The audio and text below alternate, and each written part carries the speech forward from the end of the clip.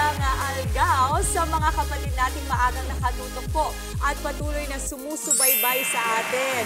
Friday na nga! Yes, last day of the work week pero ang ating energy level up pa rin. Wow! Kaya naman po, huwag na nating patagalin pa, i-push pa natin ang fun and energy to the highest level at diretso na nga tayo sa mga updates na hindi natin dapat mamiss. Ito na nga po, ang sagot sa madalas na tanong ng mga Marites na... Anong latest? Alas 5:30 na nga po para sa ating unang pabuena mano ngayong Biyernes. Font 101 baka mo from plain text to fancy text. Level up po ang social media game ni Pasig City Mayor Vico Soto. By trending na naman si Mayor Vico sa kanyang FB post. Ibinahagi po ni Mayor Vico ang good news tungkol sa construction ng the new Pasig City Hall. Pero sa halip na gusali ang mapansin, ang cursive font niya ang naging star of the show. At nasundan pa yan ng isang post na para bang nag-tutorial talaga si Mayor dahil sa iba't ibang font style nito. Yan, kita nyo.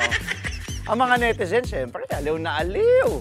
May mga nag-comment pa na kailangan ni Mayor ng font control. Matatandaan na 2 days before ay nag-comment lang siya kung paano ito ginagawa. At dahil dito, nagsilabasan na rin ang iba't ibang tutorial. Una raw, kailangan mo lang mag-search ng font generator. Pangalawa, mag-type ng text. Pangatlo, pumili ng font at i-copy-paste. At pang-apat, i-post ito sa iyong social media. Yeah. Gusto ko itong meron tayong change your Facebook font 101. Tutorial na rin yun. Tanong ko din yan paano ba yan? Lagi ko yung nakikita din di ba? At least ngayon alam na natin because of Mayor Vico. So si Mayor Vico talaga, sobrang cute niya. He's always just himself. He's very natural. Yes. And then somehow you find a way to parang make it cute and funny. That's his charm kasi talaga, no? Oo. Hindi kasi si Mayor Vic, alam mo, ngayon pa naman na panahon na ngayon na halos lahat ng makita mo mga politiko ay performative. Ang binibigay ni Mayor Vico ay authenticity. Diba? At saka sincerity, yung pagiging relatable niya sa tao. So, kaya yung mga tao, nakikita naman nila yun, nare-relate sila. Maganda yung pasilip kasi ni Mayor Vico na hindi lahat ng tao alam ang lahat. Yeah. Alam mo yun? Minsan kasi ako ayoko din masyadong kausap yung lahat ng bagay. Alam mo, hindi mo naman, ikaw na talaga. Pero pinapakita lang niya na even leaders like himself can have things na hindi niya alam. Na it can be as simple as not knowing kung paano yung font na yun. And in truth, di ko rin naman alam talaga kung paano. Ikaw, mama, alam mo yun. Siyempre, alam na alam. Mama, hindi mo yun alam kung bakit yung phone mo nga, di mo alam kung nasa yun. Hindi mo na nga alam kung nasa yung phone mo, hindi mo pa alam yung paano yung phone. Mayor Vico, oo, can relate yan. Ako marami talaga ang mapipick up na rin tuloy ang iba-ibang font dahil sa'yo. Ilan kaya ilan na nag-reply sa kanya? Dami. Nakakatuwa, nakakagana. Tinulungan talaga siya ng netizens, mama. Si Mayor Vico may vibe sa old soul, no? Parang very bossing talaga ang kita ko. Kaya parang nung nakita ko yung sabi niya, paano to yung nag-comment siya dun sa post na yun? Parang na-imagine ko na yung mukha niya. Nakaka-senior citizen kasi yung tanong. Tapos alam mo yung EQ talaga niya kasi alam niya, nare-realize niya, nare-recognize niya na ang ibang tao, masarap kasing makatulong. So binibigyan niya ng oportunidad yung ibang tao na makatulong din. Hindi na sa kanya, sa lahat na nang alam naman niya marami. Galing-galing na naman ang atake mo. Apat kami dito. Iba yung Ang gulo niya. Ganun naman tayo lahat. Alam mo, ma'am, ang dami kong bayarin lately. Pwedeng patulong. Kailangan mo na sino bang gustong ng oportunidad na makatulong? Okay. Andre, alam mo, baka may opportunity ka to help. Pwede. Naka-green pala yung kapatid mo. May touch of color tayo. Parang St. Patrick's Day. Pwedeng checkered. At totoo yung panyo, mama. Kala ko Ulang bigla. Mayor, nanonood po kayo. Mayor Vico, bisita ka naman dito. Alam ko maaga ka nagigising. Good morning po sa inyo. At sa mga Pasigenyo. Yes, sa mga Pasigenyo po. Good morning mga kapatid. Tama. So, simple post lang yan, pero panakita niya na accessible siya. Naman. Transparent, playful, at saka modern Sana lahat ng leadership politiko style. ganyan. Tama. At ito naman isa pang update mga kapatid, from lifting weights to shaping minds. Aba, mga scholar na bayan, say hello to your future UP professor, Ma'am Heidelin Diaz!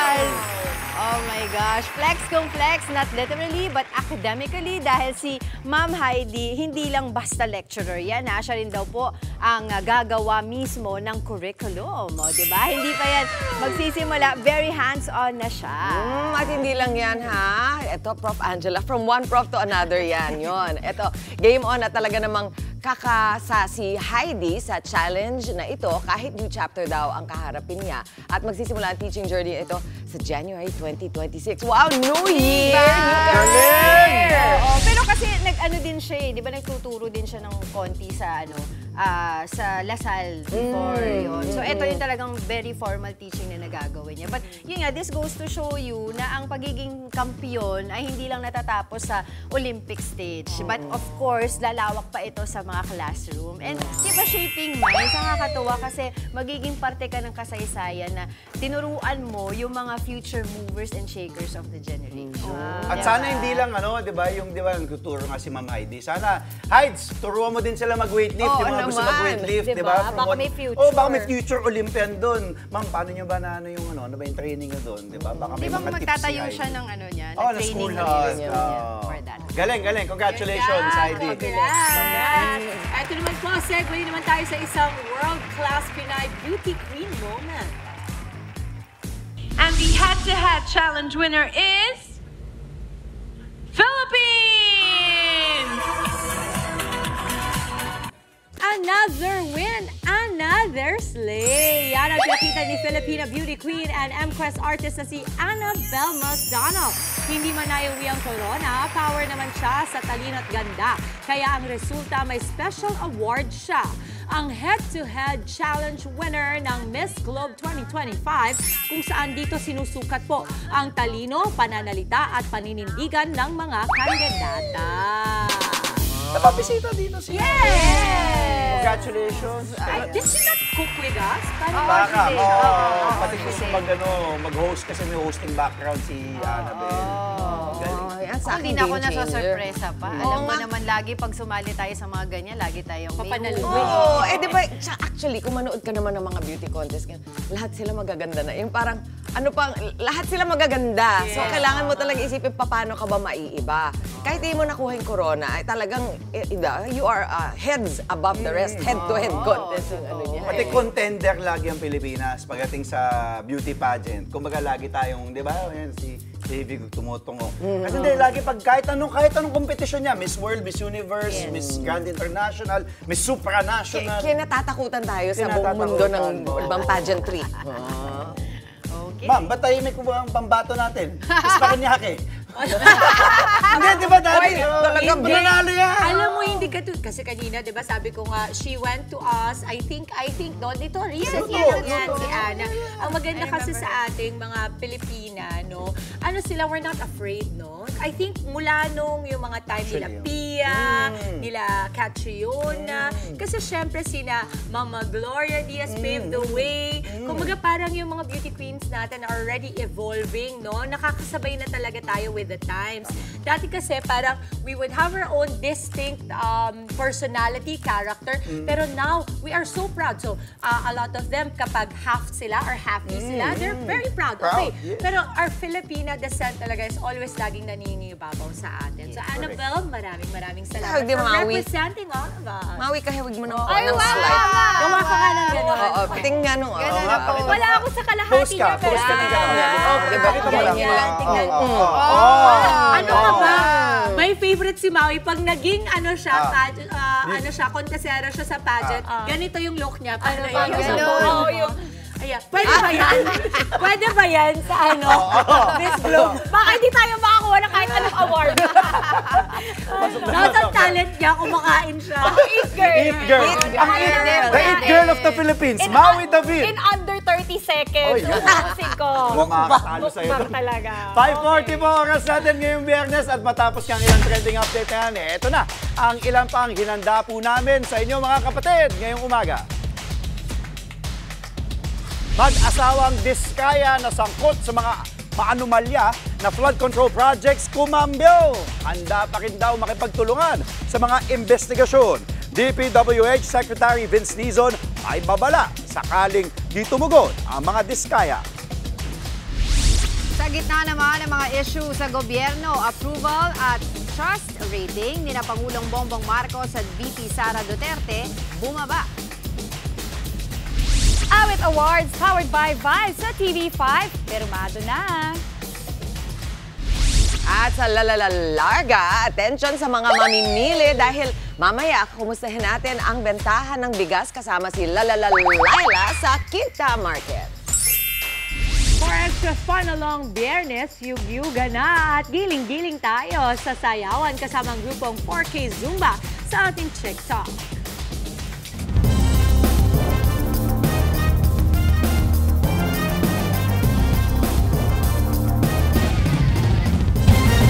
Narito na po mga mainit na balita sa Frontline sa umaga.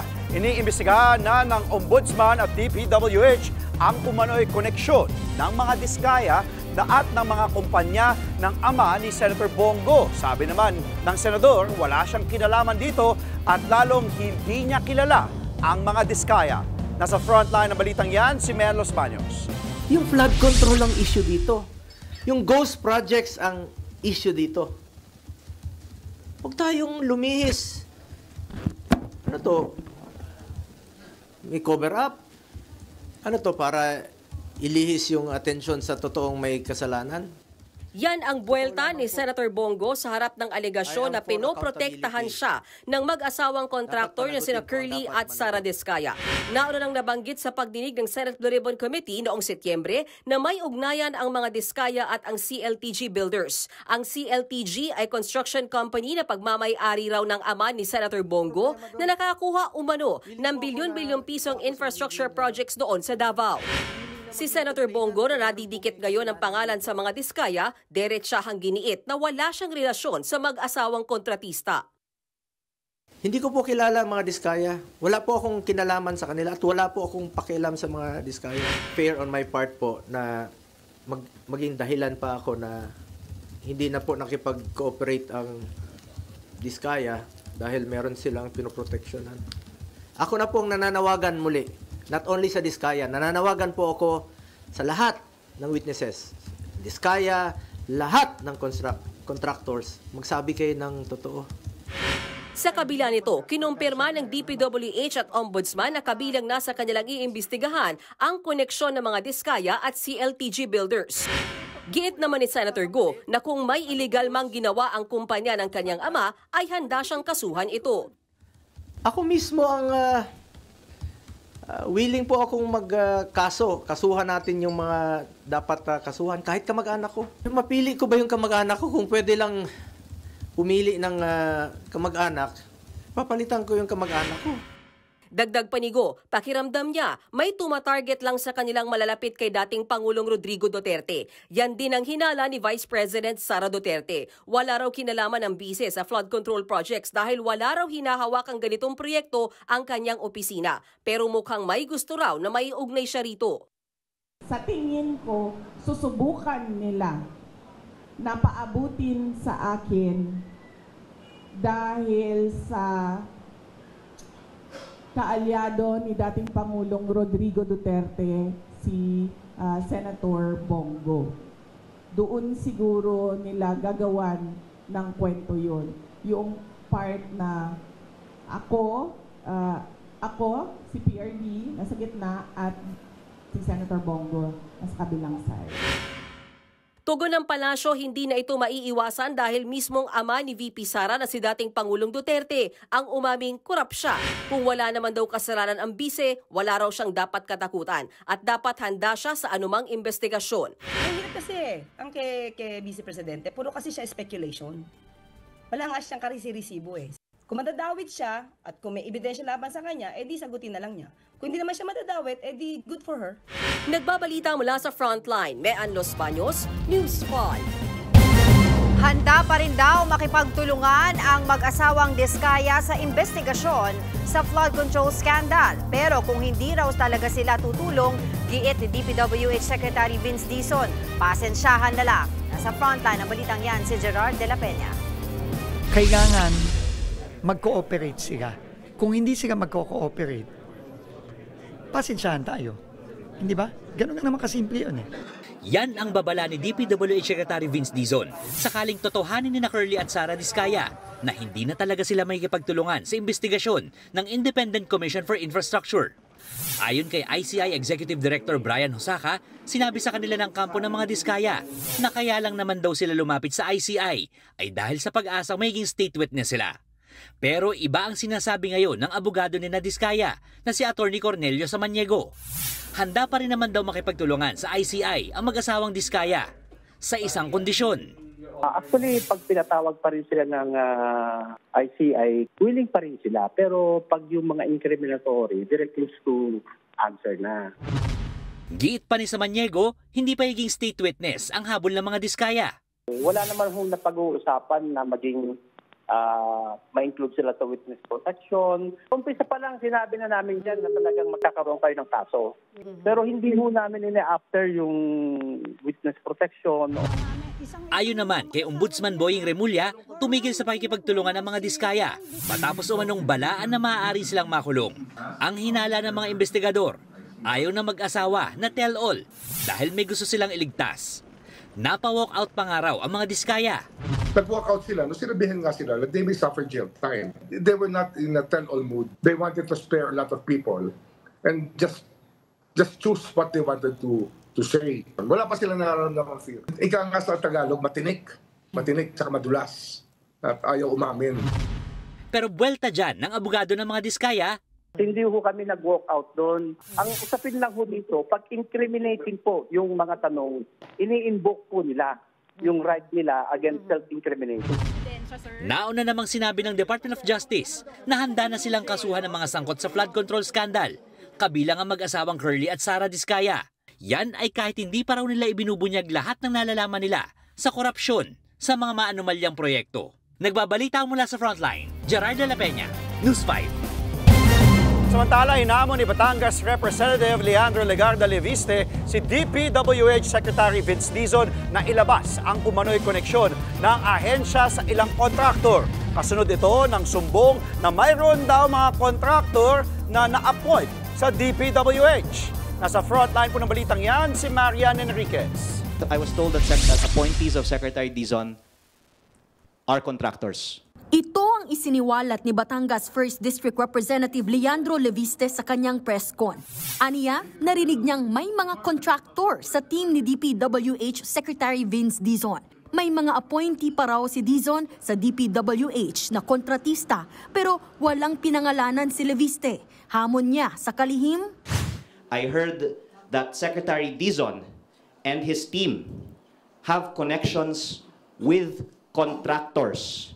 And in the interest of transparency, should disclose all of their connections with contractors and any knowledge that they have on the possibility of kickbacks from DPWH projects. Kabilang ang DPWH sa nakikipagtulungan sa investigasyon ng Independent Commission for Infrastructure o ICI, kaugnay ng anomalya sa flood control projects. Kaya duda si Leviste kung magkakaroon ng transparency at malilinis ang korupsyon sa ahensya kung totoong may contractor sa hanay ni Dizon. Sa gitna nga ng press con ni Leviste, nakatanggap siya ng tawag mula raw sa opisina ni Secretary Dizon. I really don't know who's the contractor in your team, but if you can ask them and come clean to the public, then that would, I think, be a sign that there's real change now in DPWH. Agad namang nagpa-press con si Secretary Dizon. Nagpasalamat siya kay Leviste pero humiling na magbigay pa sana ng detalye ang kongresista. Sa pagkakaalam daw ni Dizon, walang koneksyon sa kontratista ang kanyang mga sinamang undersecretaries nang mailipat siya sa DPWH. Gayunman, pinangako ng kalihim na paiimbestigahan ang impormasyong narinig ni Leviste. Tatanggalin ko po yung taong yon immediately. At kung kinakailangan, kakasuhan ko pa yung taong yon. That's very important to me, no, na malaman talaga. No, kung sino yan, kung ano ang circumstances nung narinig niya, importante sa akin yan. No, and I will look forward to having a conversation with Congressman Leviste on that. No, so very, very, very clear. No, hindi ko papalampasin yan kahit. Nagbabalita mula sa Frontline, Marian Enriquez, News 5.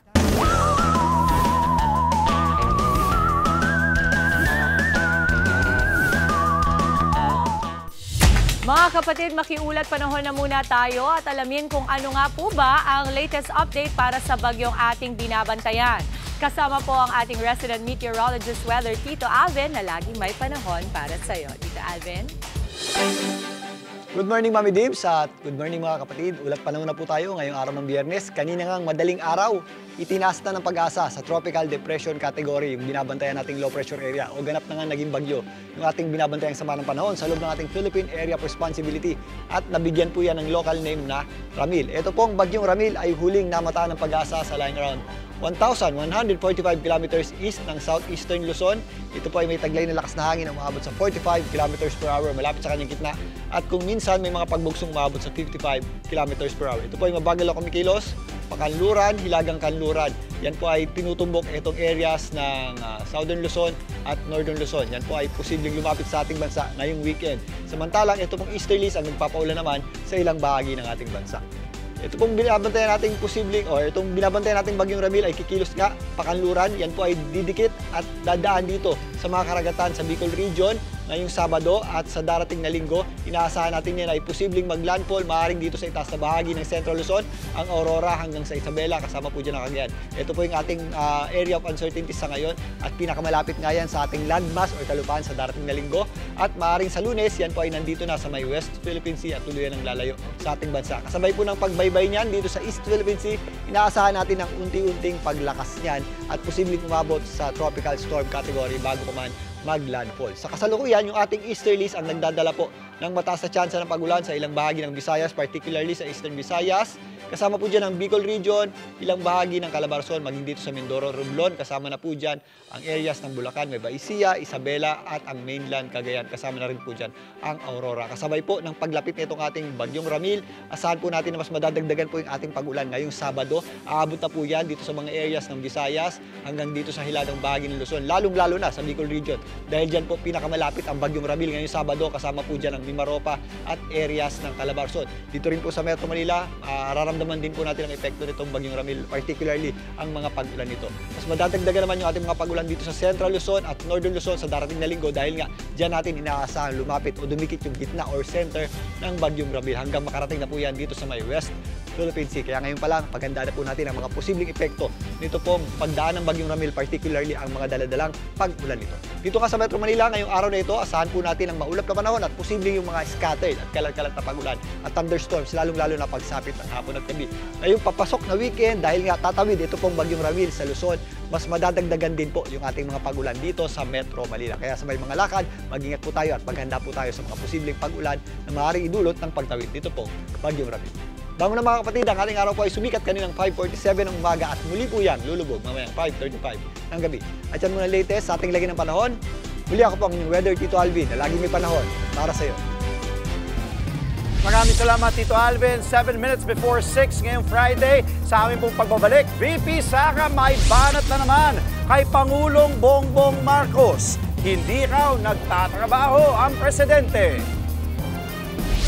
500 milyong pisong isiningit umanong intelligence funds binalik ng DILG sa Malacanang. Bea Alonzo at boyfriend na si Vincent Cos spotted sa surprise party birthday celebration ng aktres. Marami pa tayong baon para sa mas tiktik na umaga. Tutok lang sa inyong paboritong morning kasalo. Ito ang Good Morning Kapatid!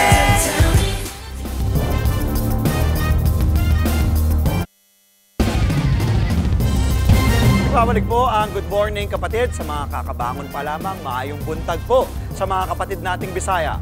Sa frontline sa umaga, hindi raw nagtatrabaho si Pangulong Bongbong Marcos. Ayon mismo yan kay Vice President Sara Duterte. Nagkaroon pa nga raw siya ng professional crisis noong parte pa siya ng gabinete. Buwelta naman ng palasyo dyan, hindi raw kasi marunong makinig ang bise. Nasa frontline na balitang yan, si Camille Samonte. Bukod sa pagiging vice-presidente, minsan ding naitalaga bilang kalihim ng Department of Education at Vice Chairperson ng NTF-ELCAC, si Vice President Sara Duterte. Sa pananatili sa gabinete ni Pangulong Bongbong Marcos, naharap daw si VP Sara sa tinawag niyang professional crisis. I don't deserve the attacks that were thrown at me by the administration. Kasi ako na nga lang siguro yung kaisa-isa dong nagde-deliver para sa cabinet ni BBM. Tapos ganun pa yung gagawin nila sa akin. O di, nung nawala ako, adi wala na. Wala na siyang accomplishment at all. Buwelta naman dyan ni Palace Press Officer Undersecretary Claire Castro. Puro haka-haka lang yan ng bise. Marami raw maloloko sa mali niyang kwento. Ayon kay VP Sara, wala raw direktiba ang Pangulo sa kanyang pamumuno. Akala mo ba yung presidente natin nagtatrabaho? Hindi nagtatanong yan at all. I swear to the flag. Kaya napansin niyo ba, walang direksyon yung governance at walang direksyon yung iba't ibang departamento. Bakit? Kasi he doesn't he doesn't command. Ayon naman sa Malacanang, hindi talaga malalaman ang direktiba ng Pangulo kung hindi siya marunong makinig at nagsasarili ng diskarte para sa sariling interes. Totoo naman daw ang sinabi ni VP Sara na ang mga ginawa nito sa DepEd ay hindi utos ng Pangulo, gaya ng Go Students na ang katiwalian ay nagkakahalaga ng 100 million pesos. Hindi rin daw utos ng Pangulo ang ginawa noon ni VP Sara sa DepEd na mag-deliver ng bulok at may amag na pagkain sa feeding program ng mga estudyante na nagkakahalaga ng 5.69 billion pesos. Tama po siya. Yung ginagawa po niya talaga sa DepEd at that time na sekretary siya, hindi po yan direktiba ng Pangulo dahil hindi po ganyan mag-uutos ang Pangulo ng ganyang kapalpakan. Sa gitna ng mga issue, itinanggi ng bise na may destabilization plot sa Pangulo. Hindi ako, natatakot sila sa posibleng mangyari sa kanila. At alam naman natin na matagal na talaga silang insecure. Insecure, pangalawa takot, pangatlo, paranoia. Kasi ang tao na may bisyo, nagiging paranoid. Nagbabalita mula sa Frontline, Camille Samonte, News 5. Bumaba ang approval at trust rating si Pangulong Bongbong Marcos sa bagong Pulse Asia Survey. Nitong Setyembre, 34% ang trust rating ni PBBM. Bumaba ito ng 5 puntos mula sa 39% noong Hunyo. Maging ang kanyang approval rating nabawasan din ng 9 na puntos. Nasa 33% na ito, habang si VP Sara bumaba rin ng 4 na puntos ang approval rating noong Setyembre. Gayunpaman, tumaas ng 2 puntos ang mga nagtiwala sa bise. Isinagawa ang survey nitong September 27 hanggang 30 kasagsagan ng investigasyon sa flood control projects. Ibinunyag ni Interior Secretary John Vic Remulla na siningitan ng dagdag na 500 million pesos ang intelligence funds ng DILG ngayong 2025. Sa budget hearing po sa Senado, sinabi ng kalihim na 800 million pesos lang ang nakapaloob na Intel funds base sa National Expenditure Program. Pero nang maipasa ang General Appropriations Act o ang National Budget, naging 1.3 billion pesos na ito. Tinanggihan daw ng kalihim ang dagdag na pondo at pinasauli sa Malacanang. Ayon kay Remulla, mula sa isang di pinangalanang kongresista ang budget insertion. Nanghihingi raw ang nasabing mambabatas ng 3,000 containers na isda. Matatanda ang kinumpirma noon ni Agriculture Secretary Francisco Chu Laurel na pinipilit siya ni dating Congressman Zaldico na aprubahan ang permit para sa importasyon ng 3,000 fish containers. That was what we were afraid of because it was an insertion. There might have been a trade-off with it. So that's why we refused the insertion of the 500 million.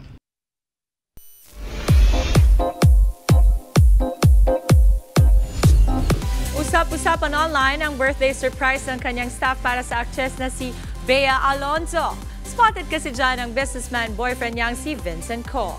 Makikita sa video na may kasama si Bea nang dumating sa kanyang bahay.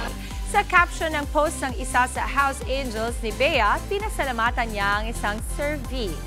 Happy naman ang fans para kay Bea. Nauna nang kinupirma ni Bea ang relasyon niya kay Vincent. Signs sealed and ready for a bang na ang legit and OG Filipino Music Awards na Awit Awards ngayong taon. Pirmado na kasi ang bagong partnership ng MQuest Ventures at Philippine Association of the Record Industry or PARI. Sa pamumuno yan, syempre, ng ating main man, MVP Group of Companies Chairman Manny V. Pangilinan. Kaya naman this year, ang Awit Awards po certified powered by our very own music countdown show na Vibe. Goal ng partnership na ito na lalo pang mapalakas ang suporta sa OPM at magbigay ng bagong avenue para sa mga Filipino artists, baguhan man o icon. Abangan ang prestiyosyong Awit Awards sa Vibe dito po sa TV5 this November.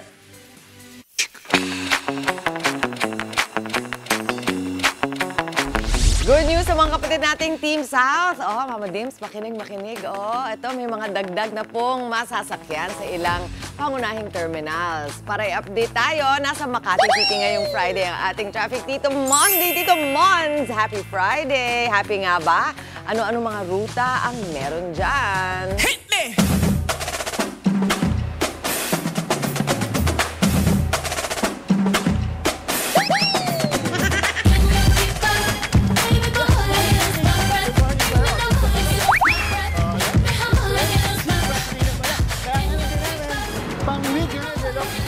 O, kita natin, kaway-kaway. Ayan, yung commute na babiyahin pa south. Eto na nga, kaway-kaway dahil it's Friday. Akala ko ito si Kuya. Kuya, ito. Ito na, pakita natin. Ito na tayo sa may One Ayala. Kung saan, pakita natin, pihit natin. Ito yung mga biyahin pa Tagaytay. O, sakto. Ito, sir. Good morning po, Mondi Lopez po. Anong pangalan natin, sir?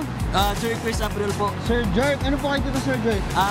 Driver po. Driver. Okay, sir. Saglit lang. Ano pangalan niyo po? Ako po si Jason Susena po. Jason. Okay. Ano po kayo dito? Conductor po. O, sakto. Friday ngayon. Makipagsayawan kayo, ha? Ito po. Practice natin. 1, 2, 3. Q tayo. Ganito. 1, 2. Tapos. Yan. Isa ba? Mas magaling si sir, ha? Pwede. Tapos 1, 2. Tapos, ganun. Galing. Okay, music tayo direct. 1, 2, 3, go! 1, 2, yes, we can. Ang driver, sumasaya. Ayaw po masada. Ayan, very good. O, solo. Kaya driver, ganun solo. Ganun ulit. Okay, very good. Dito pa. Okay. At makita natin yung mga pasahero. O, diba? Yung mga pasahero na inip. Dahil yung conductor driver, eto na. Ito nga mismo yung bus. Maraming salamat, sir. Sir, thank you. Ito yung mababiyahin papuntang Tagaytay. Pakita nyo naman, ito yung nakabang. So, mula Dasma tayo, di ba? So, mula 10 a.m. o mula 5 a.m. na madaling araw hanggang 10 p.m. ang biyahe nila dito. So, ayan naman. Kita nyo. May TV ba kayo, sir, dito? Ayan, pakita natin. So, clear naman. Pasukin natin. Konti. Ayan. So, maluwag pa. Oops, basa. May mga tao. Ito na. Sir, gaano nakakatagal nag-drive dito? Magti-3 years na po. Magti-3 years na? Opo. So baka may gusto kayong batiin? Pinabati ko na po yung lahat na taga Bukidnon, Kibawe, Bukidnon po. Mga Abril family dyan. Nandito na po ako sa One Ayala sa Manila na po ako ngayon. Yes, very good. Thank you. Sir, ikaw naman? Binabati ko lang yung papa ko at kapatid ko na bumabiyahe din sa Airjan. Tapos yung mga pamilya ko dyan sa Mindanao. Dito na ako sa One Ayala. Anong pangalan ni papa nyo? Jimbo Asusena at saka si Nobio Asusena. Okay, thank you. At sabi ko nga mga kapatid, di ba? Malapit to sa may MLT Ayala. Konting kembot lang. Tapos, hagdahan ng escalator, nandito na kayo. Kung saan pwede kang mamili, papunta Cavite at Laguna. At Dasmariñas, isa. Okay, dahil dyan? Meron na po tayong biyaheng Tagaytay, Mendes. Saka meron din po tayong Dasmariñas, SM Bacoor o Emos. Di ba? Inulit na, sir. Maraming salamat dahil dyan, sir. Yan muna natin morning biyahe update. Back to studio. Sayo tayo ulit, sir. 1, 2, 3, go! 1, 2, 3, lower. 1, 2, Ipan mo yan, Tito Mondi. Alam mo, sabi ko na talaga yung mga taga-Bukidnon. Ang gagaling sumayaw. Si kuya mo sa kaliwa mo, legit ang kanyang the moves, ha? Ang maayong buntag sa mga taga-Bukidnon. Maraming salamat, Tito Mondi. Abangan mamaya, 4 na taong gulang na lalaki patay matapos tamaan ng bala sa shootout ng mga pulis at inaarestong suspect. At sa Larga, kukumustahin naman natin ang bentahan ng bigas sa Quinta Market sa Quiapo. Sakto sa pagdiriwang ng National Pasta Day, si Angela magpapaandar ng kanyang specialty na native tuyo pasta. Nako, abangan nyo yan. Pagka ganyan ha, talagang excited tayo ha.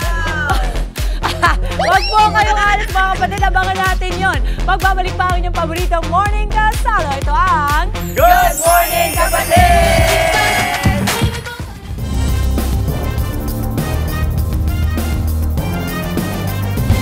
Sa ibang balita, inimpound po ng LTO ang isang luxury car matapos mahuli na walang plaka. Ayon sa LTO, 2024 pa raw inisyuhan ng plaka ang sasakyan pero hindi ito kinabit ng may-ari na Korean national. Nagkakahalaga raw ng 30 million pesos ang naturang luxury car. Lumitaw rin sa backtracking na ang importer ng sasakyan ay parehong kumpanya na nag-import sa mga umano'y smuggled the luxury cars ng mga diskaya. Nakikipag-ugnayan na ang LTO sa customs para alamin kung lehitimo ba ang mga dokumento ng nahuling sasakyan. Samantala, tumagilid naman ang isang van sa EDSA Kamuning southbound kaninang alas 2 ng madaling araw. Sumalpok ito sa mga concrete barrier. Nakaligtas naman ang driver na aminadong nakaidlip habang nagmamaneho. Natanggal na rin sa kalsada ang tumagilid na van.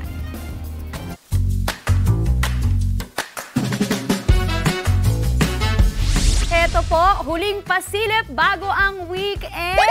Sa mga mamimili ngayong araw, sabay-sabay nating alamin ang presyohan ng bigas sa Quinta Market sa Quiapo. Lalalalaila! Tumaas ba o bumaba ang bentahan nila dyan? Good morning, Maui! Mas maganda ka sa morning forever and ever. Eh, may amen pa yon, no? Hindi ba? Anyways, nako, medyo hindi makakapagsaing ng only rice ngayon dahil may bahagya. Bahagya lang naman na pagtaas both ha sa local at imported rice. Okay? So, bago tayo makipagdaldalan sa mga tindahan ng bigas dito sa Quinta Market in Quiapo, Manila. O, eto na muna. Mag-rundown muna tayo mga kapatid ng presyuhan. Tutulungan kita ate, kawawa ka naman. O, ayan. Tulungan natin si ate habang nagra-rundown tayo ng presyo ng mga bigas. O, ayan. Bumili ka na ng bigas? Bumili ka na ba ng bigas? Nakabili na. Tumaas o nagmura para sa'yo? Ilang kilong binili mo? 12. 12 kilos, mayaman! O, di ba nakaka-LL sa buhay si Madam? Kaya kita nyo, ang dami rin yung tinapay na nalaglag sa box. Okay, o, eto na, karirinan natin, ha? Ang presyuhan ng bigas dito sa Quinta Market.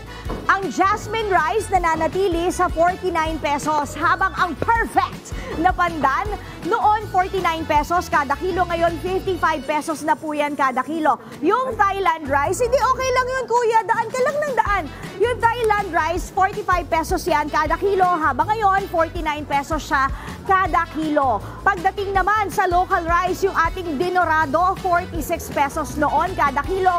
Ngayon tumaas by 2 pesos, 48 pesos yan. Yung ganador, gaganahan pa kaya kayong kumain dahil 60 pesos yan kada kilo. At ang kukuyo, wow, mas mataas, 62 pesos po kada kilo. Habang ang brown rice, na masarap din naman kainin, nasa 65 pesos po yan kada kilo, pero wag ka. Pagdating ng red rice, baka mamula rin ang mga mata ninyo dahil 84 pesos po siya kada kilo. At yung premium na sinandomeng, nasa 45 pesos naman po yan kada kilo. Ayan, bahagya yung itinaas ng presyuhan. At ang nakakalungkot dito, sabi ng ating mga nagtitinda, natatakot sa lindol yung mga mamimili. Kaya naman, matumal ang bentahan nila ng bigas. So ano ba yung dahilan kung bakit nagtaas? Ganun pa rin yung panahon at saka alam naman natin yung ating price importation na in-extend pa kasi yung ating rice importation na ban, hindi ba? So kaya tumaas yung presyuhan ng ating imported na bigas. Pagdating naman sa ating mga local rice, medyo mas mahal siya pero sana tangkilikin natin ang sariling atin. O dito tayo. tingnan natin. Nasa na? Halika, halika. Halika rito. Ito naman, pahabol pa, oh. Madam, ay, mga mahiyain po sila. Pero yun ang sabi nila. Halika dito. Ano na nga pangalan mo? Martin? Martin? June? July? August? Anyways, ayaw nila. Nahihiya silang lahat. Pero ayan, ang presyuhan ng bigas. Bago ka ibalik sa'yo, Maui! Maui! Andyan ka ba? Ang tanong, bakit magalang ang mga taga Quinta Market? Bakit? Kasi nasa Quiapo sila. Balik sa inyo sa studio. May nag-react na katabi ko dito. May nag-react. May bakod ka pa. Halika dito. Halika dito. Teka lang. Teka lang. Teka lang. Oh. Knock, knock. Who's there? Diba? Bigas and rice. Yes. Who's there? Bigas and rice. Uy, sabayan mo. Bigas and rice. Because of you. My mag-duet pa. Thank you for the love. Okay. Alam mo, kaya talaga naging anchor. Kaya talaga naging anchor to si Angela. Maraming salamat, Angela. Pero maraming salamat din, Laila. Sa aming pong pagbabalik, Super Health Center sa Antipolo, Rizal, kahapon lang binuksan. Kahit 2024 pa natapos. 7 sugatan sa karambola nang mawalan daw ng kontrol ang minivan sa Baguio City. Yan at iba pa mga balita ihahatid sa atin ni Ted Filon at DJ Chacha. And it's National Pasta Day today. Kaya mamaya ipatitikim na sa atin ni Angela ang kanyang patok na native tuyo pasta. Aalamin natin. Tuloy-tuloy lang po ang pagtutok. Magbabalik pa ang inyong paboritong morning kasalo. Ito ang Good Morning Kapatid!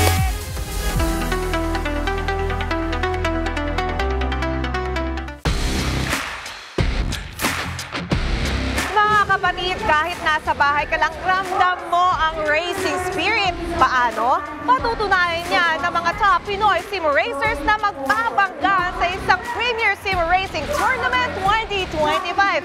Kaya naman, kung ready na kayo, ready na kami, let's go! Motorsports, but make it virtual. Posible!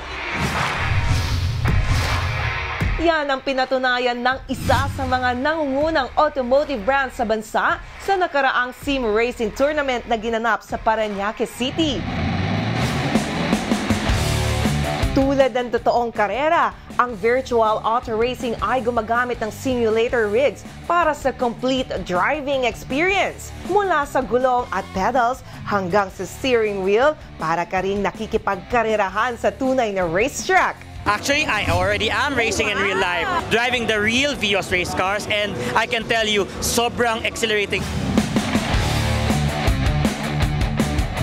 Mahigit 250 e-racers mula sa iba't ibang panig ng bansa ang naglaban-laban sa 6th season ng tournament na nagsimula lang noong 2020. From 40 down to 20 sa semis, 10 na lang natira sa national finals. Gamit ang iba't ibang modelo ng mga sasakyan, ipinamalas ng mga e-racers ang bilis at diskarte sa bawat lap. Sa dulo, 3 ang nanalo.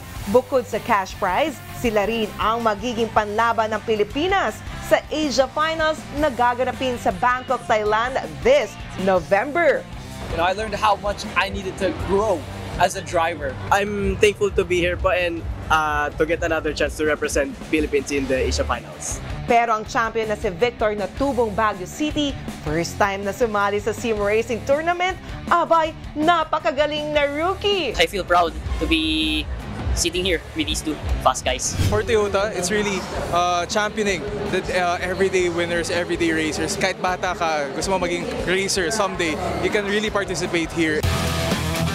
Virtual man o totoong car racing, thrilling at exciting para sa mga tech-savvy Pinoy gamer. At gamit ang mga high-performance race car na ito, you can drive your way to the top.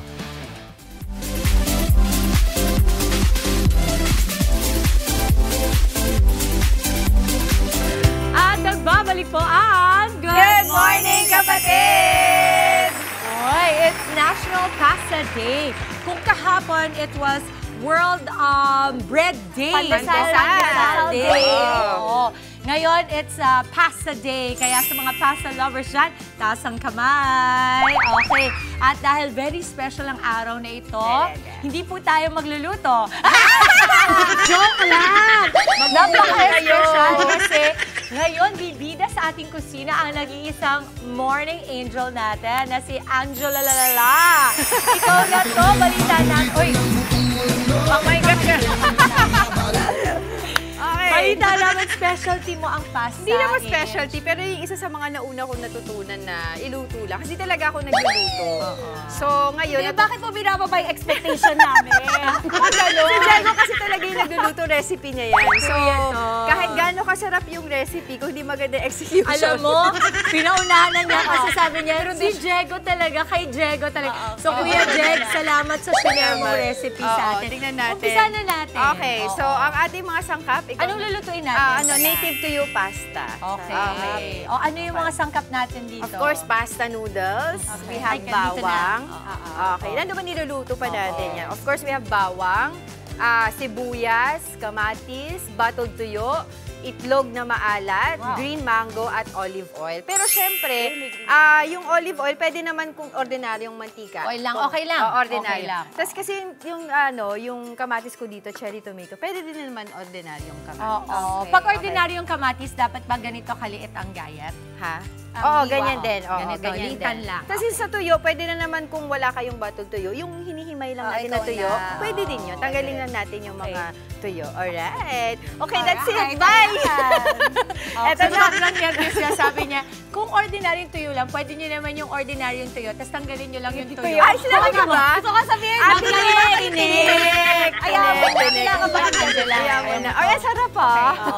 Ready. Okay, so painitin na natin ang olive oil sa kawali. Okay. Gano'ng karami yung olive oil? Sakto lang. Kung gusto nyo lang. Depende sa gusto nyo.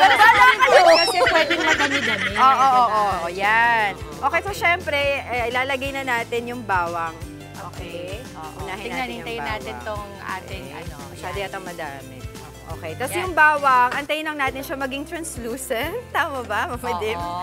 Okay, tapos saka natin ilagay yung sibuyas. Okay. So, bawang muna sa'yo, Mama. Oo. Pwede na yan, ano? Pwede na. Lalating ko ba to? Actually, it's your recipe. Kung gusto mo, pwedeng lahatin na natin. Parang ang dami. Okay. Sige na nga. Pwede para kasi hindi na nila yan magagamit mamaya. Unless kainin nila yan dahil matataas ang presyon nila. Okay na yung masyado marami. Diba yung garlic, pampababa ng presyon? Actually, yes. Sige na nga, lagay ko na. Hindi wag masyadong too garlic. Okay. Alright, so hanggang maging translucent yung sibuyas at saka bawang. Tuwing kailan ito niluluto, Jen? Wala, depende lang kapag minsan special occasion ba? Or pag nag-crave? Pag nag-crave lang, gano'n. Minsan sa gabi, pag Maganda to kasi pag meron kayong bottled tuyo sa bahay, mas madali nyo itong maluluto. Yes, correct. Kinihina. At saka ang simple lang din ng ingredients, konti lang siya. Mas mabilis lutuin. Tapos, lagay na natin yung kamatis. There you go. Ayun, may keepers naman. Siguro yung kamatis, Jen, pampatanggal lang ng alat, no? Pampaneutralize. Tsaka pangdagdag din ng color. Ay, oo nga. Diba? Para maganda. Kasi I love color sa food eh. Kasi diba sabi nila, dapat nga daw pag nagluluto tayo, dapat yung mga bata can see rainbow colors in their food. That's right. Okay. Oh my gosh. Sana tama ito surviving. ginagawa ko. Surviving. Relax siya. Okay. Konti na lang. For now. Hindi natin alam. Medyo ano lang natin yung kamatis konti. Medyo palambutin lang natin. Okay. Konti. Sangkutsahin. Oo, yung ba tawag doon? Saute, di ba? Tama ba yun? Sangkutsa? Saute. Okay. Para Sige, lang mamasa-masa ng konti. Oo, para hindi matigas-tigas yung kamatis. After nun, ito kasi pang garnish na to eh. Later na yan. Later na siya. Ito mga pang-garnish. Okay. Sa tuyo na. Oo, yung tuyo na. Mabilis lang siya, pero medyo antayin ko lang ng 2 minutes itong kamatis natin. So habang niluluto natin yung noodles, pakukulaan natin siya ng mga 8 minutes at the most para al dente siya. Okay. Tapos when you cook it, dapat yung water niya, merong oil at saka salt. Salt. Para medyo may lasa na siya. Tsaka hindi rin magdidikit-dikit masyado. Ang dami naman palang alam ng Ate Angela ko. Diba? Uy, alam mo, gusto ko lang batiin pala kahapon. Sige. Kasi saktong-sakto, di ba? Ang maganda sa ating luto na po, we go by kung ano yung pinaka-relevant. Like today, pasta day. Kahapon, it was World Pandesal Day and World Bread Day. So kahapon, we had an event in SM Mall of Asia. Wow. Salamat po sa lahat ng mga pumunta. Napakasarap ng Super Loaf. Magdadala ako dito. Sige na, please. I will bring. That's Marby Super Loaf. It was super good. Salamat po for having me. I really enjoyed it. Tapos binanggit ko nga sa kanila, kung alam ko lang, no, dapat nagdala na ako ng Super Loaf dito nung umaga pa lang para yun yung ginamit natin. Pwede. Sa susunod na lang. Napakatamis at napakasiksik. Ay, clubhouse sandwich yung niluto kahapon. Wow, Ginawa sarap. kahapon. Sabi ko, naalala ko si Angela. This time, ano naman Nilagay tayo? ko na yung tuyo. Native tuyo. Bakit pina-native? Hindi ko alam kay Diego. Ay, wow! Ganun lang. Kaya, gusto ko natin si Kuya Diego. Talaga tinatawag natin non-accountability. Basta ako kakain lang ako kasi alam mo naman tayo. Di ba eksperto sa ganito? Kinisi po, napakabango nung niluluto ni Sobrang Angela. bango. Thank you so Pwede much. rin sa kanin Pwede to sa kanin siya. Oo, sobra. And then, tsaka parang pinapakita ko rin sa mga tao na kahit hindi po kayo masyado marunong magluto, pwede nyo lang din siyang itry. Tapos kung may mga kaibigan naman kayo, asawa kayo na pwedeng mag-guide, pwede din naman. Right, like me, kasi di man talaga ako maluto person. Kasi magaling po akong kumain ng So kung kaya mo yan, kaya ko rin Kaya mo rin yan. So, sa susunod, ikaw naman. Okay, next, Recipe lagay naman na sa bahay natin. ni Namawi. Okay, sige. Habang tinutuloy daw yan. Okay, habang tinutuloy natin Ilalagay ang ko na ating to native tuyo pasta ala Angela. Balitaan po muna tayo kasama si Manong Ted and DJ Chacha. Kausap po si Raison Gonzalez, President ng FEU, Central Student Organization, para sa inoorganisang kilos protesta mamaya po ng ilang mga grupo sa Maynila.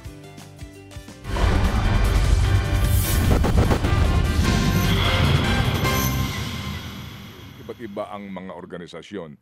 Okay, so dito nga, dito sa inyong protestang ito, basically, ang inyong mensahe ay iisa lang. Tama? Opo. Okay, sige. Pakiulit lang ito. Pakilakas lang na marinig ngayon ng ating mga kababayan kung bakit nyo kinakailangan gawin ito. The main message nitong protestang ito. Ayan.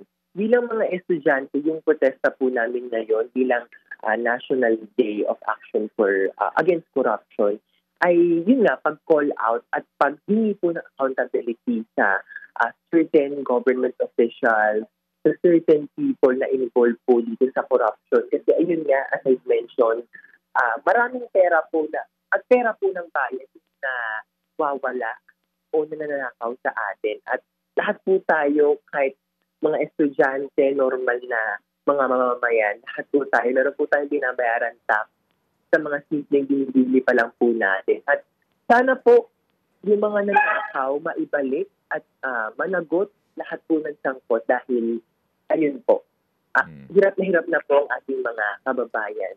Ayun. Itong rallying ito ngayon, baka kayo ulanin, handa ba kayo doon? Ayan, actually, kung umulan man po or mainit o kung ano man po ang panahon, lagi pong handa yung mga rallyista dito kasi marami na pong din mga mobilization at rally na umulan din at lagi naman pong handa ang mga uma-attend dito. At ito naman po ay voluntaryo at hindi kahit naman po namin na sumali ang lahat. And ito ay simula lamang Raison. Meron pa kasi naka-sked, I think, no, after this, na mga protesta na pamumunuan ng mga grupo ng mga estudyante. Ayan, opo, definitely. Ang mga rally po natin or mga mobilization, hindi lamang po ito one-time thing. Hanggat wala pong nangyayaring pagbabago sa mga sistema o sa mga proseso, patuloy pa rin po namin i-voice out yung aming mga ipinaglalaban sa pamamagitan po ng mga rallies na ito. Okay. Ganito, no, Raison, ano ang inyong mensahe dito sa mga nag-iimbestiga? Ano ang inyong mensahe sa kanila? Kasi sigurado kami, kaya nyo ginagawa ito dahil you're able to monitor the news, no? Ang development dito sa skandalong ito. Ayan, siguro ang mensahe ko po personally dun sa mga nag-iimbestiga ay sana po ay magkaroon po tayo ng integridad na panitilihin yung katotohanan, yung mga impormasyon, kung ano po yung katotohanan, yun lamang po yung ilalabas natin. Wag po sana natin bahida ng kahit anumang anomalya. At sana rin po ay magkaroon din po ng mas malakasang transparency sa mga tao para naman po mabigyan din po kami ng kaliwanagan from time to time. Kasi po, ito pong corruption na ito, it's been happening for a long time. Pero ito pong ating kaso na nangyayari ngayon on flood control projects and everything. 2 buwan na po ito nangyayari. Pero hanggang ngayon wala po pong nakukulong. Kaya sana po, yung katotohanan po, yun lamang po ang aming sinisigi sa mga nag-i-investigate. Ilan taong ka na ngayon, Rayson? Ayan, 21 years old na po ako. 21. Tama ba? Yes, 21. 21 years old. Okay, so ikaw, Rayson, ay ilang beses na nabaha dyan sa area ng Moraita? Sobrang dami na po. Kasi po, syempre, nag-dorm lang din po ako. At minsan, hindi rin po talaga ako makalabas para makakain man lang o makapasok sa eskwela. Oo. Naunawaan namin ng lubos, Iho, no, itong inyong sentimiento. At ako'y nagagalak na ito'y ikaw. Ano? Kung ako ang magulang mo, I'll be so proud of you. Anong sabi ng mga magulang mo dito? Alam niya ba ito, Nilen, na ikaw ay nakikilahok sa mga rally ngayon? Alam po ng mga magulang ko yung aking paglahok sa mga mobilization. Actually, kapag nakakita po nila yung mga posts ko dito, nag-message ka po sila sa akin na ingat daw po ako, ganyan po. Nakakatuwa naman po na suportado po sila. Ilan kayo magkapatid, Rayson? Kami po ay 4 na magkakapatid. Pang-ilang ka? Pangalawa po. Okay, sige. So meron ka pang 2 nakababatang kapatid na nag-aaral? Opo, meron pa. Ano mga edad nito? Sila po ay 8 at 13 years old. Ayun. So ibig sabihin, Rayson, itong laban mo na ito ay laban para sa mga nakababata mo rin kapatid? Opo, definitely po. Okay. So Rayson, keep the fire burning. Kailangan ka ng bayan. Kailangan ang inyong grupo. Kailangan kayo. Kayo ngayon, itong inyong henerasyon, kailangan kayo. Dahil kung hindi pa ito matutuldukan, mamanahin ito ng iyong kapatid na bunso. Ayan. Ayun po. Maraming salamat po. Salamat na marami, Rayson. Mag-iingat kayo. Mabuhay ang mga kabataan. Amen. Importante talaga yan. Huwag nating kalimutan. Sa Madagascar lang Gen Z din, di ba? Ang dahilan. Sila nagsimula ng protesta doon kung bakit lumayas na po yung kanilang leader doon. Mga kapatid, ano po, sabi ko nga, kung ako yung mga magulang nito si Rayson, ako'y proud na siya ay nakikibaka. Habang yung mga magulang nasa abroad nakikibaka para sa pamilya ho nila na kinakailangan po yung mga anak nilang pag-aralin at pakainin.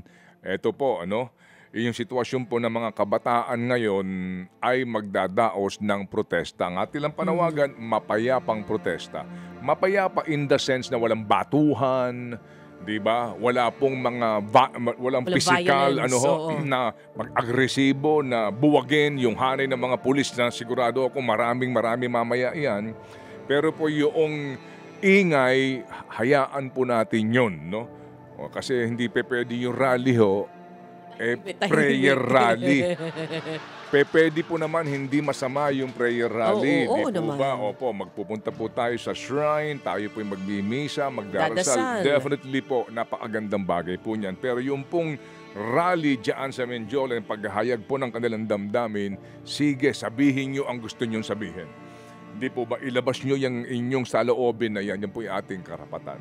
Okay, sige. So mamaya po, abangan ninyo. Malamang yan po yung magiging laman po ng ating mga tampok na balita sa mga balitaan po sa TV5 at maging sa ating pong mga kasamahan sa One News. Ang maganda dito sa ikinasang protesta ng mga kabataan, hindi lang dito sa Metro Manila, kasabay din po niyan, may mangyayari ring protesta ng mga estudyante sa Cebu at sa Davao.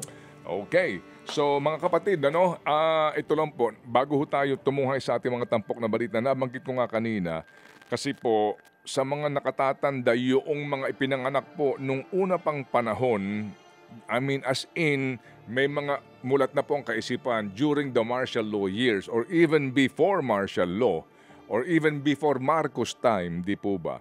ang tanong po natin, bakit po hanggang ngayon nga, ganito pa rin ang pinag-uusapan natin? Korupsyon.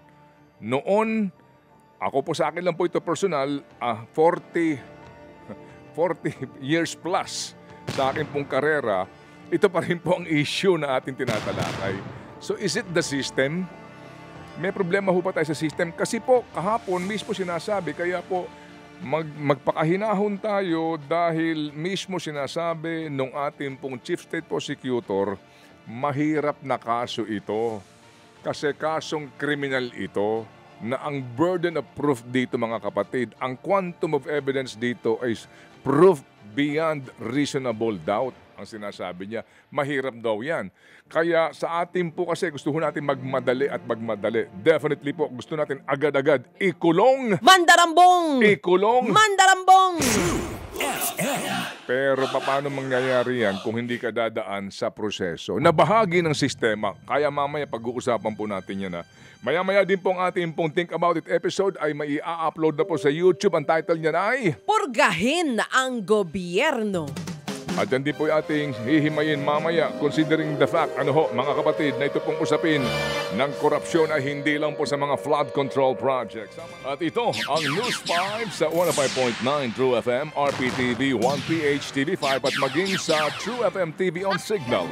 Ito ang kalipunan ng mga pinaka-malalaki at pinaka-importanting balitang dapat yung malaman. Ako po si Ted Philo. Ako naman po, si Zarina Guevara. Sisilipin na rin daw po ng DPWH at ng Ombudsman ang posibleng koneksyon ng mga diskaya at ng kumpanyang pag-aari po ng ama ni Senador Bongo. Sa hearing po ng Senado noong pong Setyembre kaugnay po sa mga anomalya sa flood control projects, sinasabi po na mag-asawang diskaya na taong 2016 nang sila po'y nagsimulang pumasok sa mga kontrata sa gobyerno tungkol po sa mga proyekto ng DPWH. Sa parehong pagdinig din po ay naungkat na naging kasosyo ng mga diskaya ang kumpanyang CLTG Builders Corporation na pag-aari po naman ng ama ni Senator Bongo.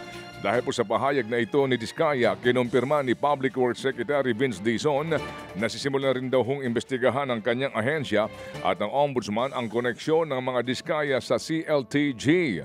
Ayon pa sa kalihim, susuyurin daw nila ang mga kontrata ng mga diskaya kasama po ang CLTG at mga magkakaroon ng site inspection kung kinakailangan. Kinumpirma din po ni Dizon na mayroong narekomenda ng mga kaso ang DPWH sa Ombudsman laban sa mga diskaya. Non-bailable daw ang mga ito at posible daw pong maisampa sa Sandigan Bayan sa mga susunod na linggo. Samantala, itinanggi po ni Senator hahabulin sila ng Ombudsman to the full extent of the law. And lahat ng kailangan ng Ombudsman mula 2016 hanggang 2025 na kontrata ng mga diskaya, ipoprovide natin sa Ombudsman at lahat ng kanilang kailangan ibibigay natin sa kanila. Yan po ang tinig ni Public Works Secretary Vince Dizon. Samantala, itinanggi po ni Senator Bongo na kilala niya ang mga diskaya.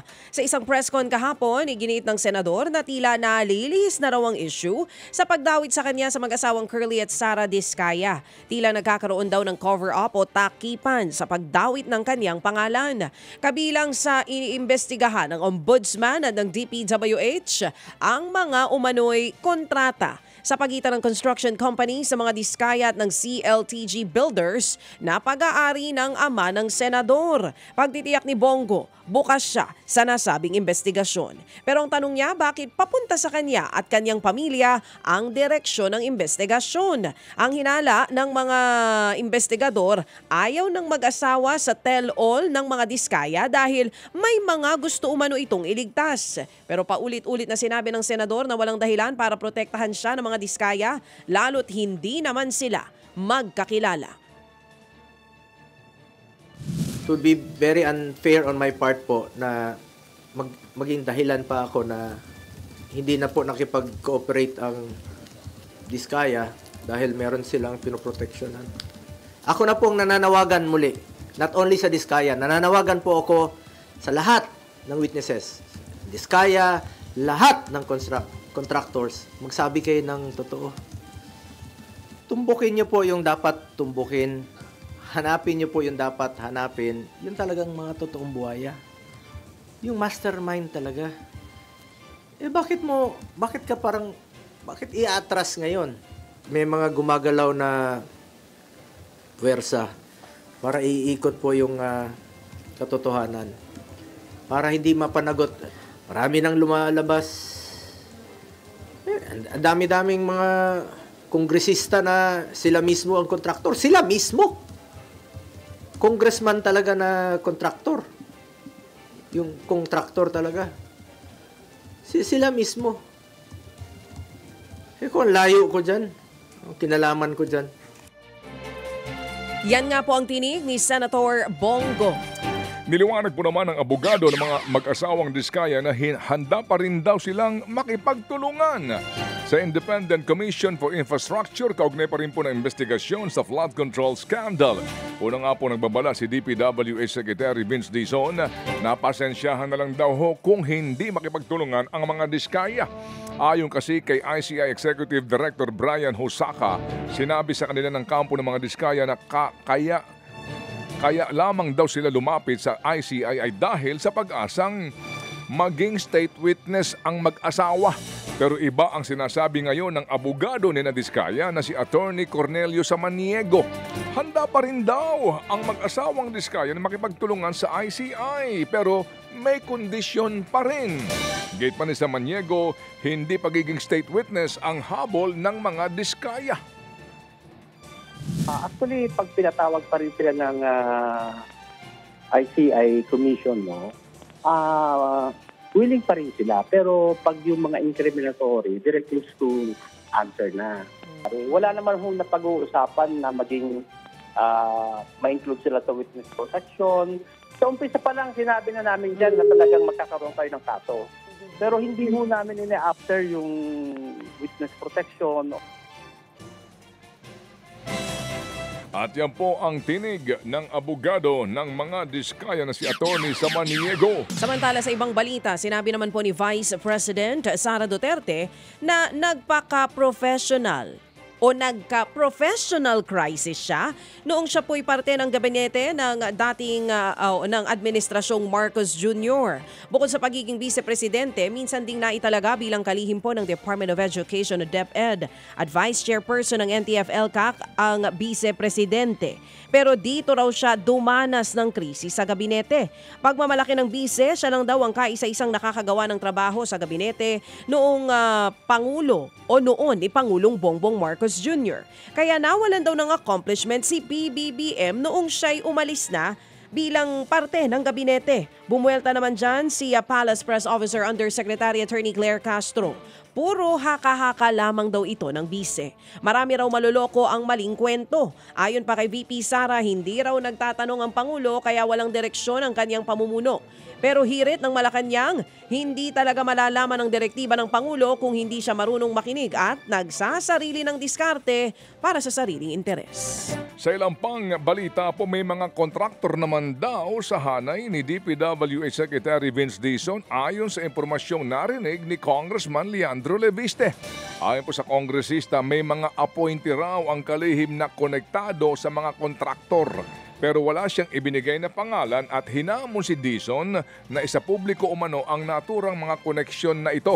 Kabilang po ang DPWH sa nakikipagtulungan ngayon sa investigasyon ng Independent Commission for Infrastructure o ICI kaugnay pa rin po ng anomalya sa mga flood control projects. Kaya duda si Leviste kung magkakaroon daw ng transparency at malininis ang korupsyon sa ahensya kung totoong may kontraktor sa hanay ni Dizon. Agad namang bumuelta si Secretary Dizon na nagpasalamat po kay Leviste at humingi ng detalye tungkol sa mga aligasyon nito. Sa pagkakaalam daw ni Dizon, walang koneksyon sa mga kontratista ang kanyang mga sinamang undersecretaries nang siya'y mailipat nga sa DPWH. Gayunpaman, ipinangako po ng kalihim na paimbestigahan ang impormasyon na narinig ni Leviste. Samantala sa ating ulat panahon, tuluyan ng naging bagyo ang low pressure area o LPA na binabantayan po ng Pag-asa sa loob po yan ng ating bansa. Huling namataan ng Tropical Depression Ramil sa layong 1145 kilometers sa silangan po ng southeastern Luzon. Taglay po niya ng lakas ng hangin na aabot sa 45 kph at pagbugso hanggang 55 kph. Sa ngayon, nakataas na ang signal number 1 sa easternmost portion ng Quezon, Camarines Norte, Catanduanes, Camarines Sur, maging Albay, pati na rin sa northern at eastern portions ng Sorsogon at eastern portion ng northern Samar. Eto na nga po, Lady Tuyo Pasta ala Angela. Ganda! Expectation versus reality. Wala kasi tayong round plate eh, pero pwede na to. Ayan. Jen, ang naging budget natin dyan for today, 300 pesos lang. 4 hanggang 5 na po pwedeng kuha. Wow! Special yan eh. Saka very, very Mama, reasonable. Kasi nga, meron na tong itlog na maalat, may tuyo, cherry tomatoes pa yung ginamit, olive oil pa. Pero ang maganda dyan, meron pang mangga. Pero ang maganda talaga dyan, Mama, ay makakain mo to. Yes. Ay, eto, may baon pa ako. Ayan, nasa ayan, tikman nyo na. Ito. May baon din ako. Ayan, may baon ka rin. Pepper. Okay. Kinakabahan ba si Angela? Oo, Mauna. Mama Chiki na nga. Angela, ikaw ba yung type na pagka nagluluto ka, tinitikman mo yung... Yes. Okay. Yung mga iba hindi, di ba? Okay lang ba kung ganito yung Ayan, talagang oo. Pakita mo yung tinidor. Walang okay. Talo kami lahat. Sobrang excited ko ganito yung tinidor ko. Okay. Ganito kalaki. Oo. Alright. So yung nasa toppings po niya, green mango at saka red egg. So tama linalagyan. Tapos may parsley lang. Yun, green mango. Ang tanong ko, Jel, saan mo natutunan tong gantong recipe? Akin talaga. Charot.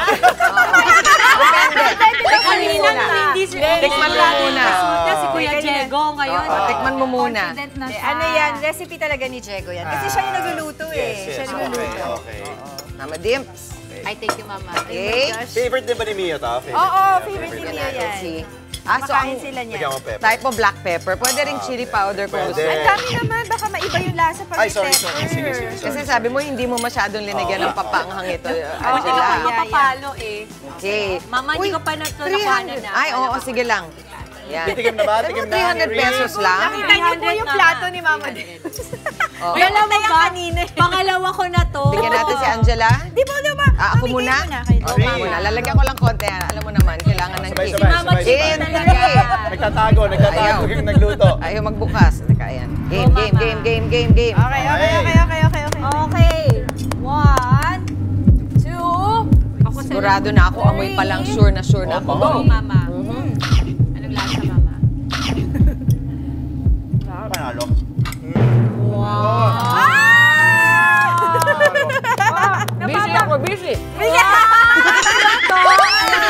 Try ko yung ginawa mo yan. Okay siya. Alam mo, ang sarap nung alat nung tuyo. Tapos, hindi ko na-expect ngayong green mango. Babagay pala sa pasta. First time ko na kayo na green mango sa pasta. Good job, Jen. Are you accepting orders for Christmas? Pwede naman. Pero may charcuterie, So, di na ako papasko. Sobrang okay. Panalo po talaga. Mga kapatid, at kung gusto niyo po gayahin yung recipe ni Angela, yung tuyo pasta ala Angela, pwede niyo pong balikan sa ating YouTube channel, Facebook page lang. Eto kasi Angela, sa totoo lang, pagka, di ba kasi meron yung mga tuyo na nasa bote. Pagka nakauwi ako ng gabi na, tapos medyo nagkakaroon ka ng gusto mo midnight snack, ito yung pinakamadaling gawin. Pero, alam ko na yung lasa nun. So sabi ko, iba kaya yung iahanda ni Angela. Aba, meron talagang ginawa yung, with a twist. Patingin naman, with a twist. Talagang may dagdag flavor. Salamat kay Diego. Ganda. Kasi sa On The Go, mga kapatid, sa On The Go, pinaparate natin yung mga pagkain. Kuyari kayo yung Tikim Squad for today sa On The Go. Okay, rate natin. Starting with you, Mama Dims, 1 to 5, 5 being the highest. 10. Kasi bakit? 5 yung kaninang plate, 5 din to kasi pangalawang plato ko na to. And I hardly eat in the morning. Dahil po doon, magandang score, 10 out of 5. 7:08 po ang oras natin sa aming pagbabalik. Magnanakaw sa QC, arestado matapos matrap sa nilooban niyang vape shop. Lalaki nagnakaw ng mga cellphone sa apartment sa Maynila, sa pool naman sa CCTV. biyahe pa lang. Kumustahan ulit tayo kasama si Traffic, Tito Moni Lopez sa Juan Ayala. Silipin natin ang morning biyahe mamaya. Marami pa tayo pang pag-good vibes this morning. Kasama pa rin ang inyong fave morning kasalo ay... Good morning, kapatid!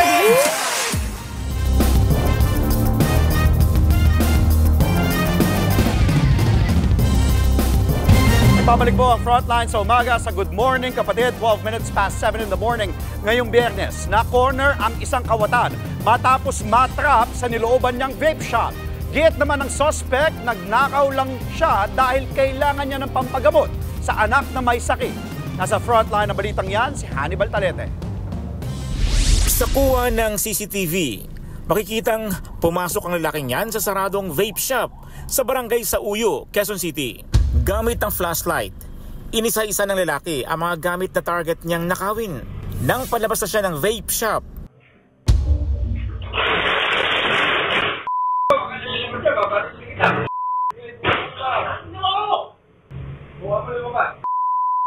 ikinandado ng mga responding pulis ang steel door para hindi makalabas ang kawatan. Napayuko na lang ang magnanakaw. Na-monitor pala ng may-ari ng vape shop ang CCTV.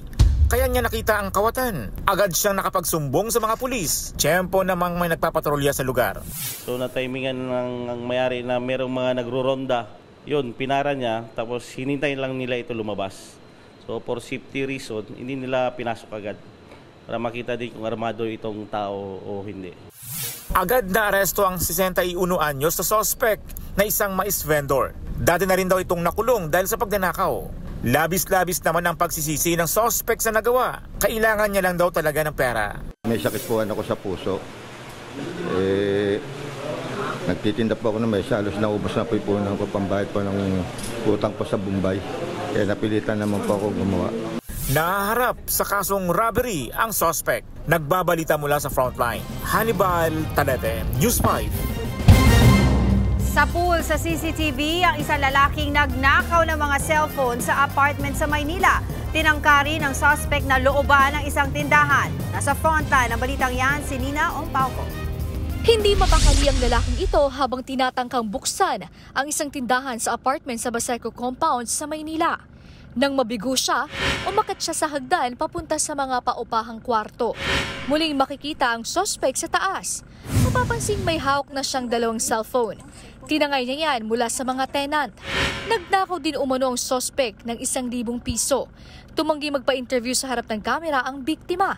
Pero kwento niya sa News 5, mahimbing siyang natutulog noon dahil sa pagod sa trabaho. Nakalimutan daw ilak ng isa sa mga tenant ang gate ng paupahan kaya madaling nakapasok ang suspect. Aminado naman ang barangay na talamak ang nakawan sa kanilang lugar. Karamihan daw kasi ng mga nahuhuli ay bumabalik lang sa pagnanakaw kapag nakakalaya. Halimbawa, nakuha ang cellphone, na-recover, kilala niya rin. Ngayon, ang effort naman ng barangay sa kakapulisan para makuha lang. Pagdating naman doon, dito, ayaw na nilang tuluyan. Total na bawi naman po yung cellphone. Naibalik na ang isa sa mga cellphone matapos itong isauli ng ina ng suspect. Hindi pa malinaw kung nasaan ang iba pang ninakaw. Patuloy pang pinaghahanap ang suspect. Paalala ng mga otoridad. So ang ko lang sa mga kabarangay namin, na sana bago sila matulog, o kahit hindi pa matulog, kailangan nakasip yung pinto o nakalak ng maayos. Kasi dyan sila magaling, lalo ng mga bintana. Nagbabalita mula sa Frontline, Nina Ompauco, News 5.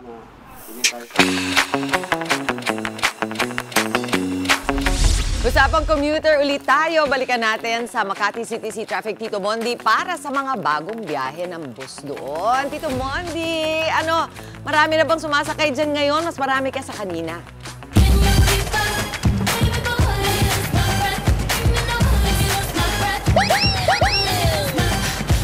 Yes, Mami Chicky! Good morning pa rin sa mga commuters natin na kagigising lang. Bangon na po kayo, Friday! At eto nga, damang-dama natin yung weekend dahil nandito tayo sa Juan Ayala kung saan nasa likod ko ang bus papuntang Tagaytay. Eto na, bisitahin natin sila. Pero bago yan, eto, si Sir, good morning, ating conductor. Ano Sir, kumusta po? Ano pangalan po natin? Jonas Bolaños po. Sir Jonas, mukhang nagkakape ka dyan, sir, ha? Oo, sir. Ito na pinaka-almusal mo po? Hindi po, ano lang po ito. Okay. Painit sa sikmura, sir. Sikmura, okay. Sir, gaano kayo katagal na konduktor na? 6 years na. Okay, 6 years. So, baka may gusto kayong batiin po bago ako makita ng bus nyo. Binabati ko yung ating boss ng Airjan at mga crew. Okay, ayan sir, cellphone natin. Pwede pa ako saan. Ayan, naka-live kami, sir. Hello. Ayan, baliktad pala. Sir, pakita ko. Thank you. Eto na, dito tayo, pasok tayo. Eto na, punta tayong Tagaytay. Hi sir, good morning po. Sir Monji po from TV5. So, good morning kapatid, sir. Sir, anong pangalan po natin? Berceli Amarado po, good morning po. Ayan, anong nickname niyo, sir? Berhel po, Berhel. Sir Berhel. Taga saan po kayo talaga, sir? Taga Cebu po. Taga Cebu. So, kumusta po yung pagtatrabaho niyo po dito sa Manila? Medyo okay naman po dito kasi medyo malaki ang kinikita kaysa Cebu. Ayan. Sir, itong biyahe po ninyo sa Tagaytay, ilang buwan na po ba ito? Ano na po to, sir? Simula nung, siguro mga 5 months siguro, no? So, ilang oras po ang kinakain ng biyahe po natin sa Tagaytay mula dito sa Wanayala po? Sa ngayon, medyo may ginagawa sa Imos na sa mga 2 to 3 hours ang biyahe po. So, may TV naman, gumagana sa TV natin. Mayroon naman po, kaya lang naman. Okay, sir. Sir, papasyal ako dito ha, tinan ko lang po. Baka may gusto kayong batin bago ako umakyat, sir. Binabati ko po ang aking mga kabady sa Airjan Boys. Airjan Boys? Ano po yung sa Airjan Boys? Ito yung pong pangalan ng bus company po namin. Tsaka sa aming bossing, mga Airjan company. Ayan. Okay, maraming salamat, sir. Akit na ako, ha? Salamat po. Thank you, sir. Ito po. Bisita natin mga kapatid natin. Hello po. Pasensya na po. Good morning, good morning. Ito, may nakausap tayo kanina. Ayan, habang iba natin. Kaway kayo, ma'am. Ito na. Ito yung chance. po. Ayan. So, iba po. Mga natutog. Yung papahinga. Dito tayo kay sir. First time. Tara po. Sir, anong pangalan po natin? Giro Oh, po. Sir Giro, tabihan na kita. Sir Giro, first time niyo po ba dito? Opo, dito sa Borsico. Okay. Saan niyo po nalaman na may sakayan na po dito sa Wanayala? Actually, sa sa katrabaho ko lang din. Sa Facebook. Okay, Sir Giro, sino pupunta niyo sa Tagaytay? Pwede ba namin malaman? Yung parents ko po. Parents niyo. Okay. Sila po mag-asawa, taga doon po talaga? Opo. Itong tuwing Friday po kayo umuwi doon talaga? Oo, kasi ko rin, parang day off ko rin. Ano po, sir? Day off ko din. Day off talaga. Ano po bang trabaho natin? Sa sa IT company ako. Ano po, sir? Sa IT company ako nagtatrabaho. IT company? So IT ka, sir? Hindi. Programmer? Hindi. Developer? Sa surveillance po. Surveillance. So, surveillance. Ako, delikado to. Nakikita rin mo natutulig sa trabaho. Sir, baka may gusto kong batiin? Hello sa mga magulang ko at saka sa family ko. Dahil first time mo, sir, sagot ko na pamasahe mo. Dito, 143 pesos yata, no? Eto na, sagot natin, sir. Hati tayo, sir, kasi ako ng Bulacan, eh. Yung suklit, dapat makuha ko. Okay, sagot natin, 143 pesos sa pamasahe niyo, sir. Maraming salamat. Sir, yung suklit, kukunin ko mamaya. Yan muna ang ating morning biyahe. At eto, baka maikot pa tayo. May natutulog. May natutulog. Ito, yung biyahe dito, tandaan, sir, 5 pa lang ng umaga meron na hanggang alas 6 ng gabi. Pero Sunday, wala po silang biyahe sa Tagaytay kasi bibiyahe po sila. At of course, sir, pakita sa 500 pesos. Yung sukli na yan, sir, ililibre ko sa pinaka-paborito kong anchor ng TV5, ng News 5, Nikki, ang aking kaibigan Nikki de Guzman. Happy birthday sa iyo. Balato yung sukli, sir, sa iyo. Happy birthday. Lucky sir.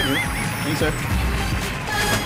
Maraming salamat sa iyo, Tito Mondi. Sama yata kami kay Kuya dyan, papuntang Tagaytay para maganda yan for the weekend. At happy birthday, Nikki na rin. Thanks, Mon.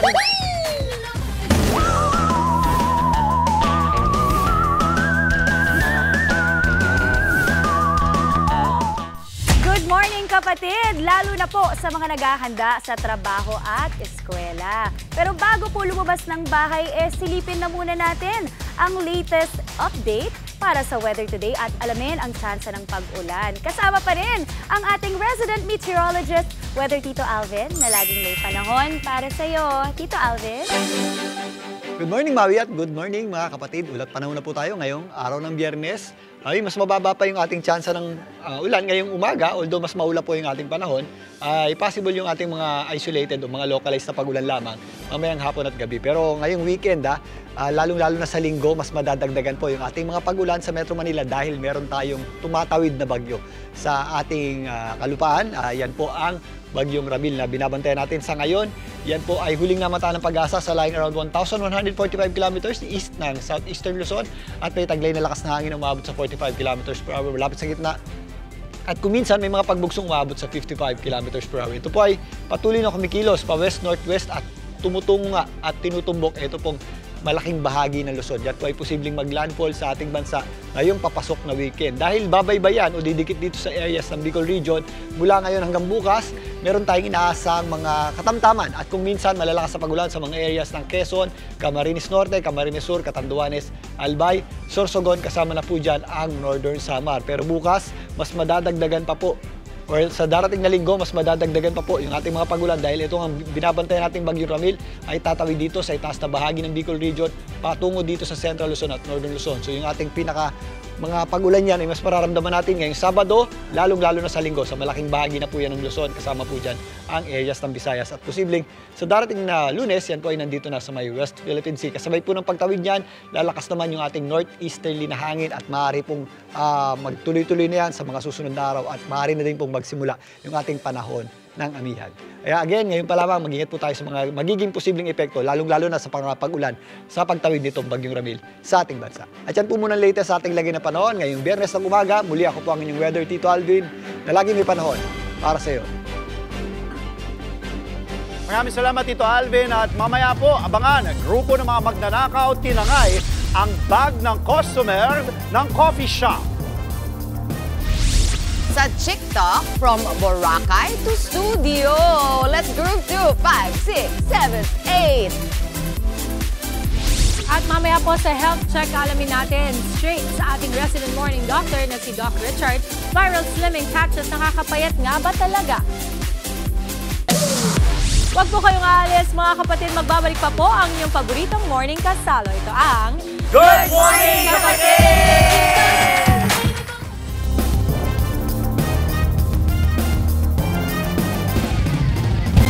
Babalik po ang Frontline sa umaga sa Good Morning Kapatid. Oras po natin 7:35.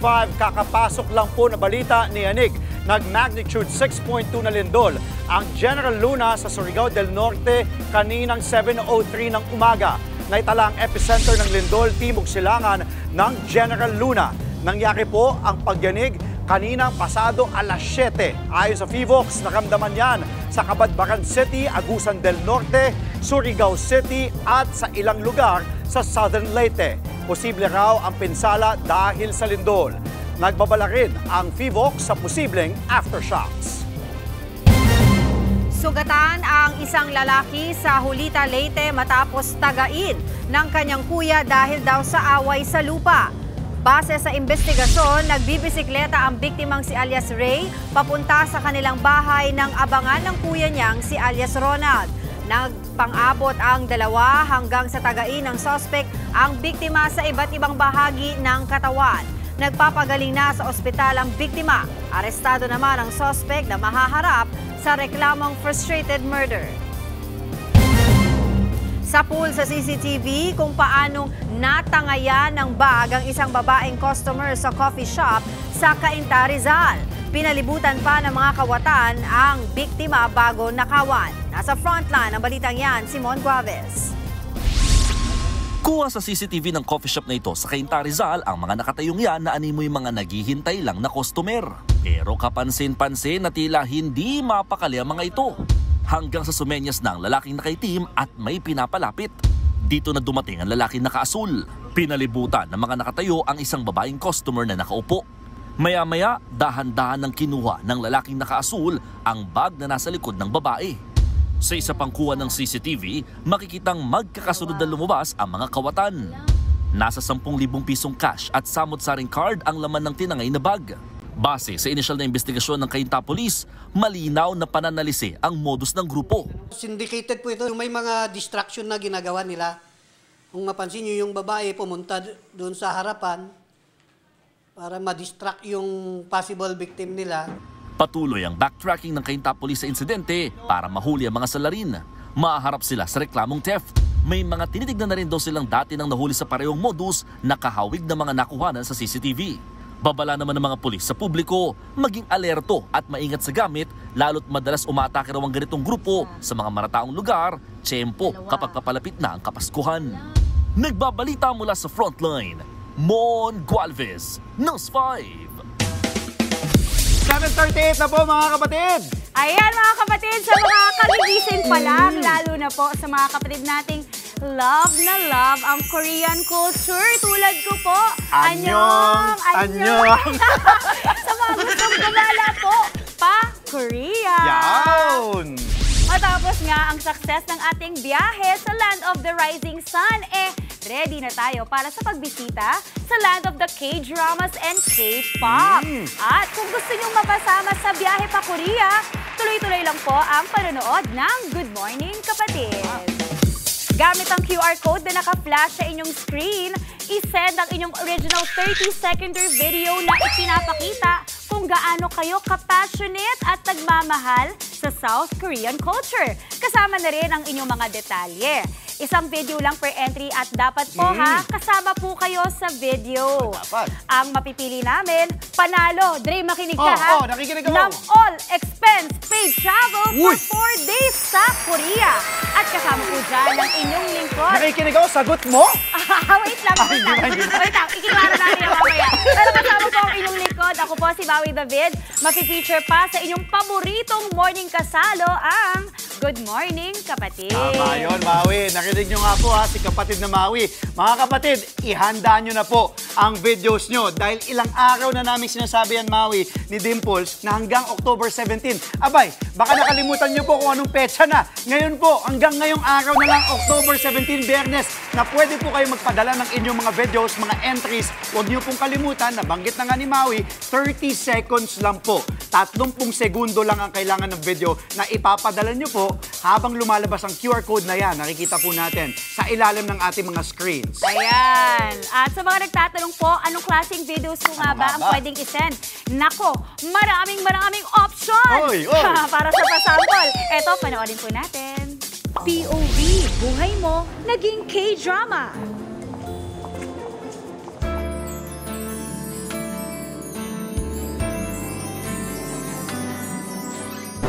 Ano ba? Ba't di ka pa nakatingin sa dinadaanan mo? 죄송합니다. Ano? Hindi ka nagtatagalog? At bakit drama ka dyan? Kasi, entry ko to. Yan! K-Patid! How many K-pop moves ang kaya mong hulaan?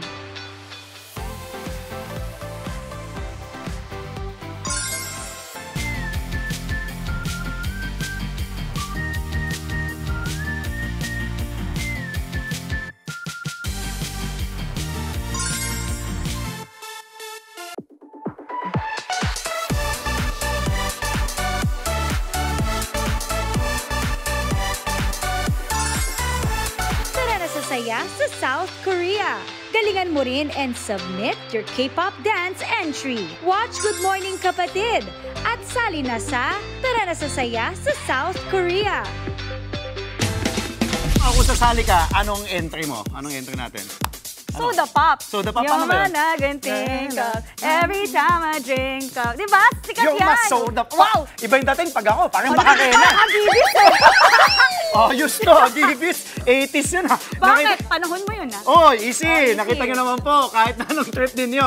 Basta lahat po Korean, sagot na ni Maui yan. At Tito Andre, alam mo, nire-ready na nga na yung pasagot niya sa inyo mga kapatid. Easy. Pero, gaya po ng nakita nyo, pwede pong K-pop dance, K-pop food vlog, K-fashion show. Basta lahat po, anything Korean na kaya nyong ipakita within 30 seconds, pasok na pasok yan. Kaya po, kung may mga nagawa na kayong video, ipadala nyo na po. Now na, scan nyo lamang po yung QR code na nakikita ninyo sa GMK, ayan po, sa ilalim ng ating mga screens. Ako, ang masasabi ko lang talaga, Kuya Andre, ha? Kung gusto nyo po ng malamig na bansa, perfect na perfect, masarap, ang pagkain, samgyup, tapos makita ka ng mga favorite mong K-pop stuff, di ba? Merch, nandun lahat. Sumali na po kayo. And remember, one video entry lang po ang pwede nyong isend. Good luck po sa lahat ng mga magpapadala, kapatid. Sali na!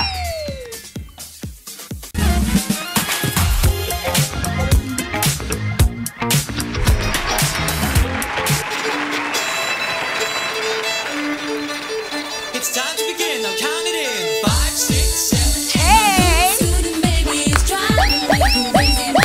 Pati yun ang mga muscle. Let's go! Do that well. Hey! Duro! 5, 6, 7, 8. Naku, alam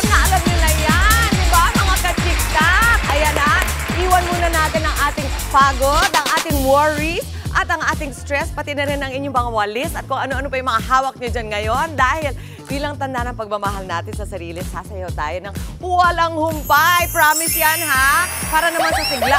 Kahit na may edad na, anong edad-edad, walang ganyan. Let us move to the beat kasama ang 4K Zumba Legit ng Mandaluyong City! Good morning, ladies! I love the energy, Amanda!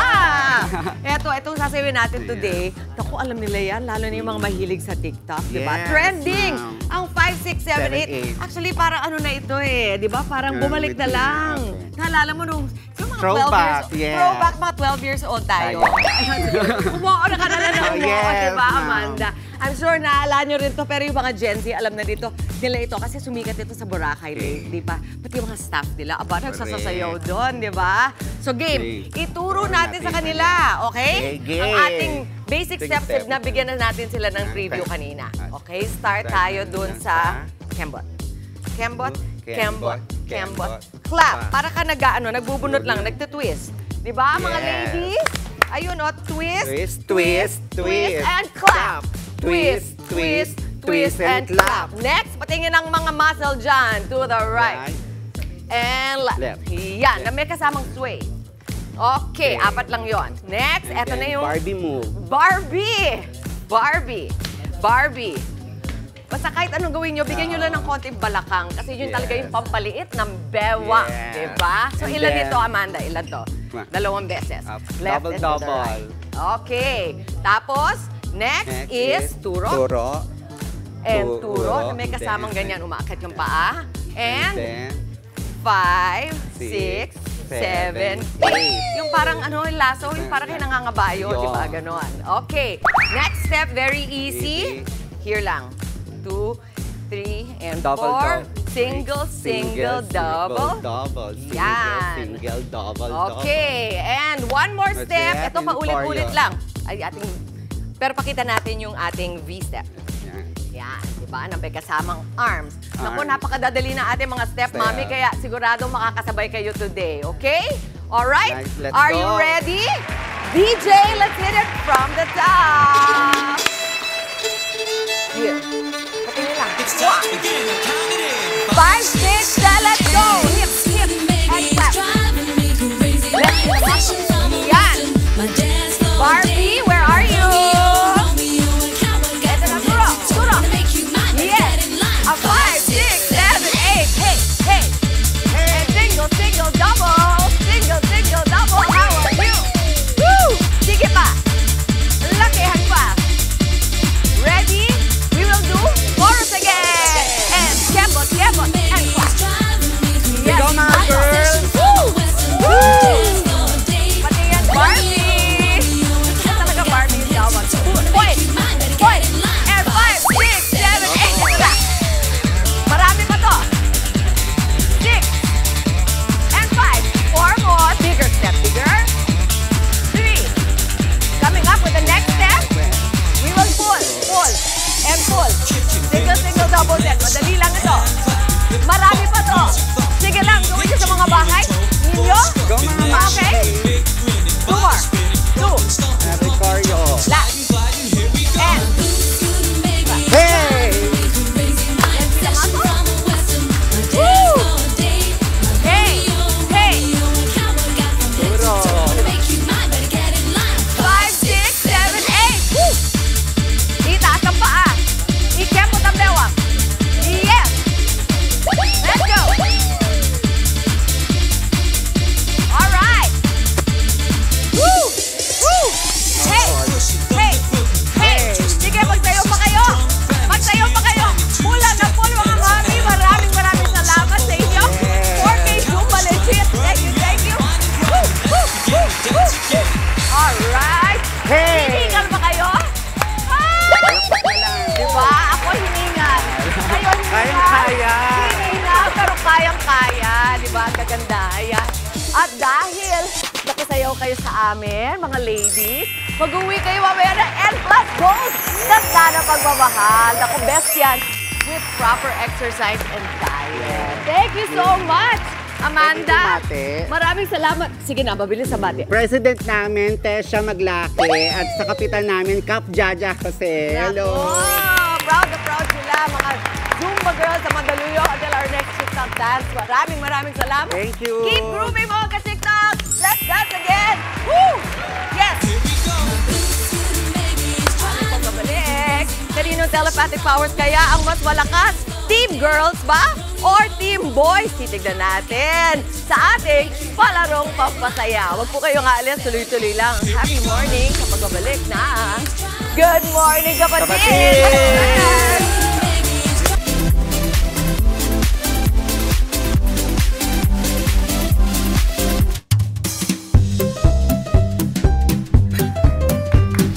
At nagbabalik pa rin po ang Good Morning Kapatid. Eto na, save the fun for last dahil kulitan at tawanan na naman tayo dito sa Palarong Pampasaya! Ano pa gagawin natin? Usapang telepathy tayo this morning. Ano daw yun? Telepathy?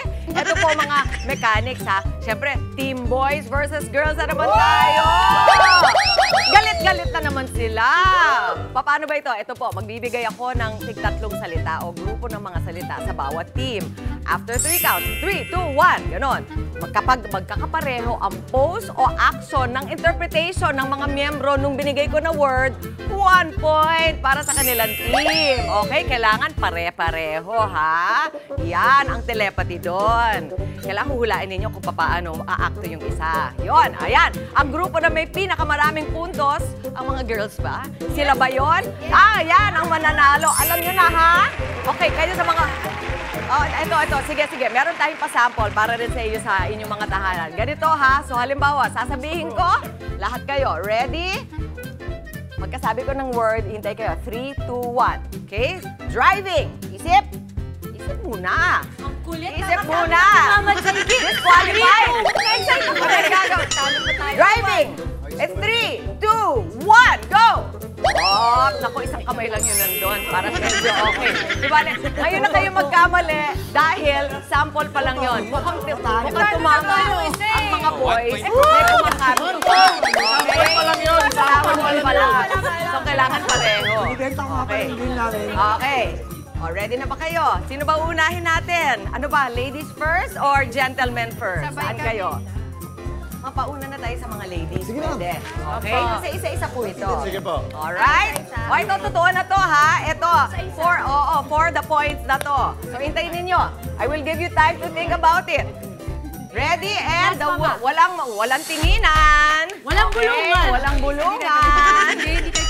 Okay? Sila muna to, no? Sila muna. Oo, girls muna. Hindi sabay. Ang ating first word is nagsasampay in 3, 2, 1, go! Ay, okay. Okay. Pwede naman. That's one point for the girl. Pressure na, mga boys. Ito naman na sa inyo.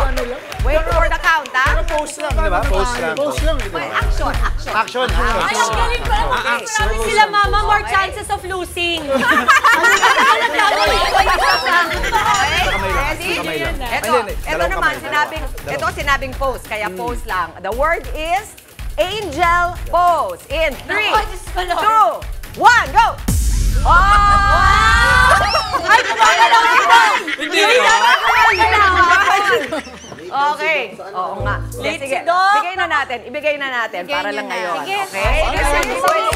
Oo, hindi pwedeng gayahan ha. Kailangan sabay-sabay. Okay? Alright. Ready for word number 2. 1-0. Okay, boys? Watch the girls. The word is wacky pose. Okay? Naku, ang dami yan. In 3, 2, 1, go! Ay! Muntik na!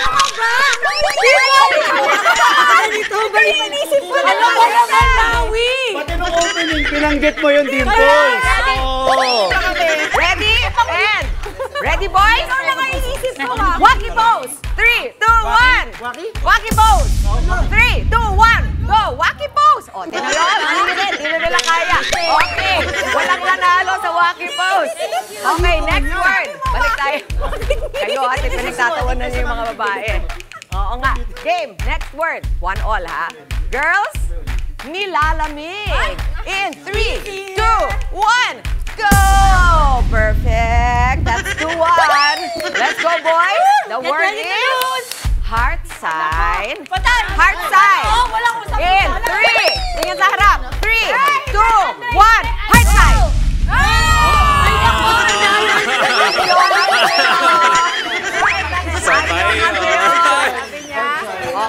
Okay. Balik na kayo. Dahil 2-0, 2-all na. Quiz yung isa dito. Okay, quiet na. Ito na. Game? Iisa na lang ay bibigay kong word. Lahat kayo. Yes, I will count in 3, 2, 1. Boys and girls, the word is nagmamarites sa away ng kapitbahay. Nagmamarites sa away ng kapitbahay in 3, 2, 1, go!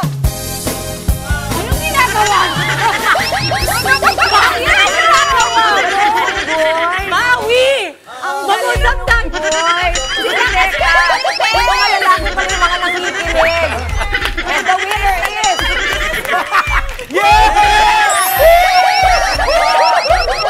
Kahit na pala katambal ka dati, hindi mo talaga po.